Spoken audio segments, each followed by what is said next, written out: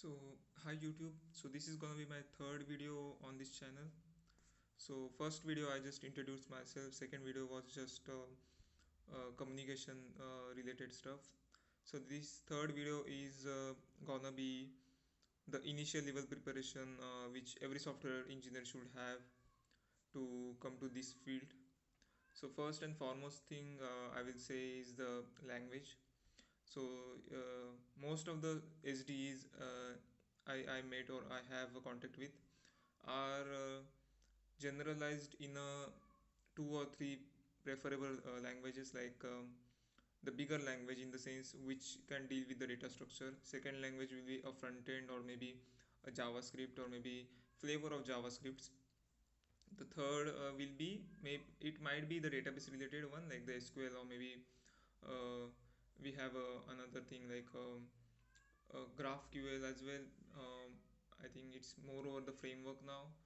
Apart from that, many things are involved in that. Like if you go to data science, there will be another languages related to the databases. I think nowadays even that is gonna be abstracted because we have a Hibernate and all in the Java framework. So most of the things will taken care by the framework itself. So this video is all about what is the basic stuff you need when you are gonna counter with the software engineering field.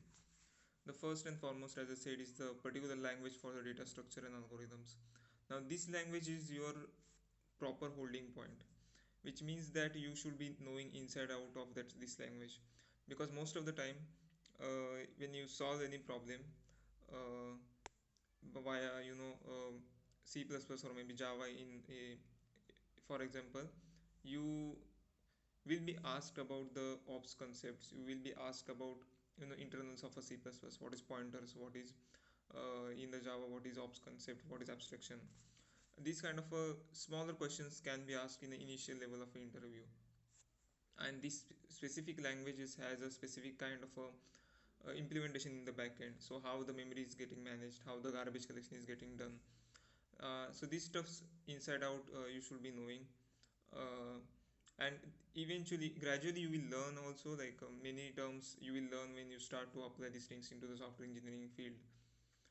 But basic stuffs, as I said, like basic syntax from basic way of writing it, basic how does the formatting works, what is the behind the scenes system of the overall language, how the compilation goes, what is memory, what is the memory allocations we have in the systems. So these stuffs usually take a lesser time to learn. So I will say first and foremost thing is the learning these things. Second thing comes to the algorithm and data structure is I feel moreover how you write a code. So cleaner code, basic and understandable comments is the best way to do something around the programming.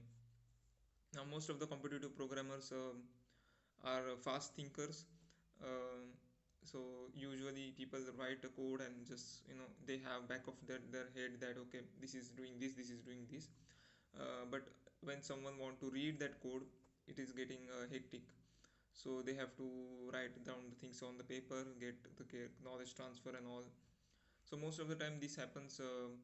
So people generally in the software engineering field, as a software engineer, they usually do write the comments after code line numbers, and usually they document the things, how the class is gonna behave, how the function is gonna behave, and that documentation is attached with the project itself.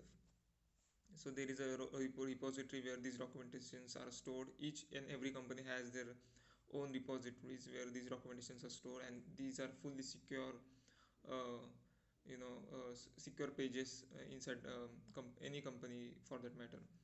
Now after that, I think coming to the second language, which is front end, maybe data science, Python. So it's generalized in a such a way that you know the things but you don't know much about it. So that is totally fine because you don't have command over that language. And that is acceptable in the terms that you will find a way to deal with the problem after maybe googling, after maybe searching on the books on the internet. you will able to crack that problem. So this is also acceptable. Going forward, I think uh, the second preferable language you have to choose according to your use case. The third one is the database, I will say, because database is a kind of old concept now, where you have a language specific queries and language specific way of behaving, the transactions and all.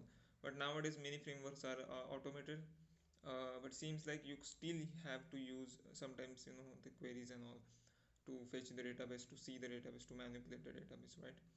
Now these things are important. Probably I will say the initial stage of interviews will be revolves around this only. um, that's I think from my end. Probably the next video will be lower level design, I will say, and probably the next will be higher level design. uh, if you have any questions, just ping me down below. Probably I can answer that. Apart from that, I will say these are the best terms when you are in the college. I will say the initial coding, initial get to know the language and all.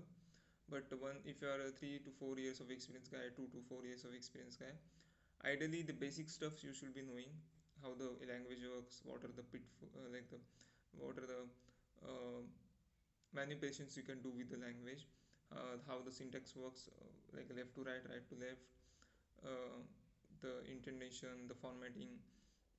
I think IDE setup, how to set up an IDE for our own project, how the IDE works, how they communicate. So these are the all steps you basically have to learn in the initial year and the year and two. After that, I think any IDE you pick, any language you pick, maybe any syntax you pick, ideally you should be able to learn from the debugging and also from the documentations. So this is how it works. uh, as I said, like, maybe if you have any questions or concerns, just ping me down below.